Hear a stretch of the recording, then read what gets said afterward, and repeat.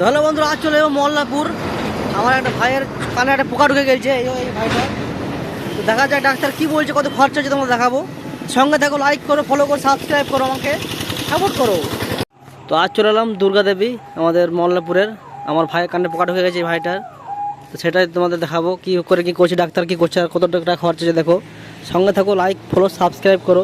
তো হাসপাতাল ঢুকে দেখতে পাচ্ছি কেটে নিয়েছে একটা টিকিট 500 টাকা দিয়েছিলাম, 400 টাকার ফি, 100 টাকা আমাদের ঘুরে দেবে, এই ঘুরে দিলে 100 টাকা। এবার কানটা দেখিয়ে চলে যাবো আস্তে আস্তে বাড়ি। এই আমার ভাইয়ের কানের একটু পোকা ঢুকে গেছিলো, সেই জন্য একটু প্রবলেম। পোকাটা কানে মারা গেছে বলছে, এখানে ঢুকেছে। দেখা যায় ডাক্তার কি বলছে। তো ডাক্তার দেখেই বললো পোকা ফোকা কিছুই নাই, পোকা মরে আপনি বেরিয়ে গেছে, হালকা ব্যথা আছে।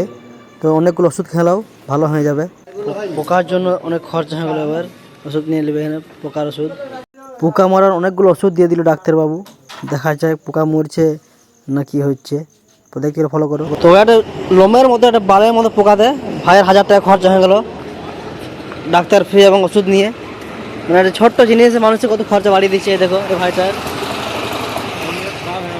একদম আমাদের মেজাজ খারাপ, একটা ছোট্ট বড় জিনিস এরকম খরচা ভাবতে পারেনি। দেখতে লাইক করো, সাবস্ক্রাইব করো, ডেলি ব্লগ দেখাবো তোমাদের, কানে পোকা দেখাবো আরও, ঠিক আছে।